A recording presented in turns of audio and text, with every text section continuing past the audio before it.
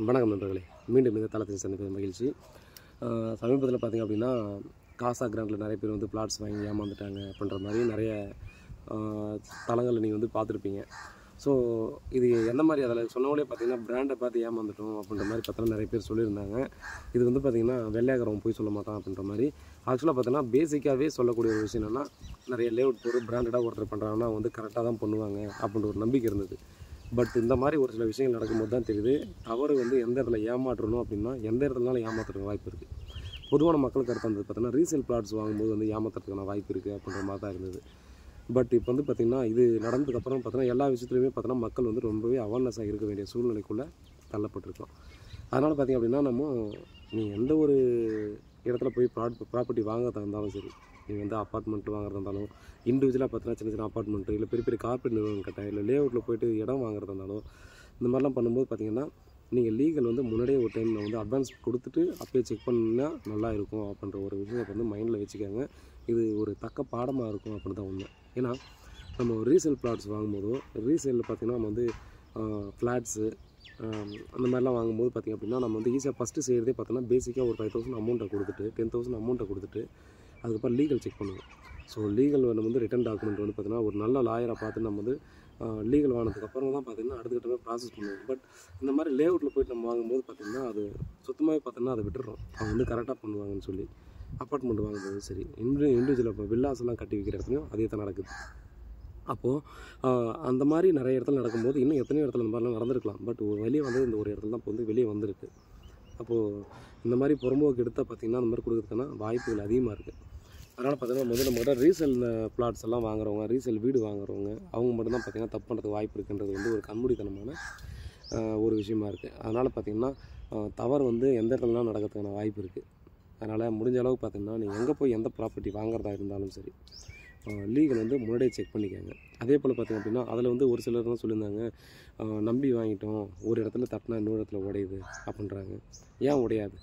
அந்த பில்டிங் எப்படி கட்டியிருக்கான்னு உங்களுக்கு நீங்கள் முன்னாடியே பார்த்துருக்கீங்களா அப்படின்னு கேட்டிங்கன்னா அதுக்கான பதில் இருக்காது. நீங்கள் செங்கலில் கட்டுறீங்களா, ஆலோ பிளாக்கில் கட்டியிருக்காங்களா, இல்லை ஏஎஸ்எல் பிளாக்கில் கட்டியிருக்காங்களா? ஸோ அந்த மாதிரிலாம் நீங்கள் வந்து கண்டிப்பாக செக் பண்ணணும். நம்ம வந்து பார்த்தீங்கன்னா கண்மூடித்தனமாக ஒரு பிராண்டை தூக்கி பிடிக்கிறதுக்காக நம்ம நிறைய பேர் சொல்லக்கூடிய விஷயம் என்னென்னா, ஏஎஸ் பிளாக் போட்டால் இப்படி இருக்கும், ஆலோ பிளாக் போட்டால் எவ்வளோ சூப்பராக இருக்கும் அப்படின்னு சொல்லி பார்த்தீங்கன்னா நம்ம அதிகமாக ஏமாத்துறாங்க. ஸோ அது எந்த விதத்தில் நல்லா இருக்குது அப்படின்றது பார்த்திங்க அப்படின்னா நம்ம வந்து நேரடியாக பார்த்தா மட்டும் தான் தெரியும்.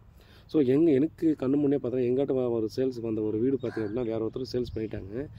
ஸோ அந்த வீடு சேல்ஸ் பண்ணதுக்கப்புறம் பார்த்திங்கன்னா அந்த வீட்டை வாங்கணும் ஏஎஸ் பிளாக் தான் ஃபுல் அண்ட் ஃபுல் கட்டினது எல்லாமே ஏஎஸ் பிளாக்கில் தான் கட்டினாங்க. உட்காந்து புலம்புறாங்க. உட்காந்து அந்த வீடு இன்னும் குட்டிச்சவர் மாதிரி தான் அப்படியே இருக்குது. காரணம் என்னென்னு பார்த்தீங்கன்னா அந்த இடத்துல ஒயரிங் ஒர்க் பண்ண வந்தவர் நம்மக்கிட்ட சொல்கிறாரு, சார் இந்த மாதிரி வந்து நம்ம ஒரு இடத்துல உடைச்சா இன்னொரு இடத்துல கீரை விழுது சார், இன்னொரு இடத்துல அப்படியே உடஞ்சி போகுது சார், அதனால் அதை வீடாக யூஸ் பண்ணுறதுக்கு வாய்ப்பு இல்லை, அதை வந்து ஏதாவது ஆஃபீஸாக யூஸ் பண்ணலான்னு இருக்கோம், ஆனால் இப்போதைக்கு என்ன பண்ணுறதுனே தெரியல, அது சும்மாவே இருக்குன்றாங்க. அந்த வீடை பார்த்திங்கன்னா நம்ம வந்து அடிக்கடி போய் பார்த்துட்டு தான் இருக்கோம். அந்த இடத்துல நம்ம ப்ராப்பர்ட்டி இருக்கிறதால அடிக்கடி நம்ம வந்து பார்த்துட்டு தான் இருக்கோம். அப்போது அந்த இடத்துல போய் பார்க்கும்போது கொஞ்சம் பாவமாக இருக்கும். அடப்பா இத்தனை லட்சம் கொடுத்து வாங்கியிருக்காங்க, ஆனால் அதுக்கு வீட்டை பூட்டி வச்சுருக்காங்களே, ஏமாந்து போயிட்டுன்றாங்க எல்லோரும். ஸோ நம்ம வந்து பார்த்திங்கன்னா பேசிக்காக நாங்கள் கூட சொல்கிற ஒரு விஷயம் என்னென்னா, தயவு செஞ்சு நீங்கள் வாங்குறதா இருந்தாலும் பார்த்திங்க அப்படின்னா அந்த நம்ம யூஸ் பண்ணக்கூடிய மெட்டீரியல் வந்து நல்ல மெட்டீரியலாக இருக்கா அப்படின்றத பாருங்கள். ஸோ நல்ல மெட்டீரியல் இருந்தால் மட்டும் தான் நல்லாயிருக்கும். நீ வாங்கினதுக்கப்புறம் பார்த்திங்க அப்படின்னா நீங்கள் ஐயோ இது வந்து சுத்தமாக குவாலிட்டி இல்லை அப்படின்னு சொல்கிறதுனால பார்த்திங்கன்னா எந்த ஒரு யூஸுமே இல்லை. அதனால் ப்ராப்பர்ட்டி வாங்கும்போது இல்லீகல் செக் பண்ணுறதுல ஆரம்பித்து எந்த மாதிரி கன்ஸ்ட்ரக்ஷன் பண்ணுறாங்கன்றது எல்லாத்தையுமே பார்த்திங்கன்னா தெரிஞ்சு வச்சுக்கிட்டு அதுக்கப்புறம் ஒரு ப்ராப்பர்ட்டி வாங்குறதுக்கு முயற்சி பண்ணுங்கள்.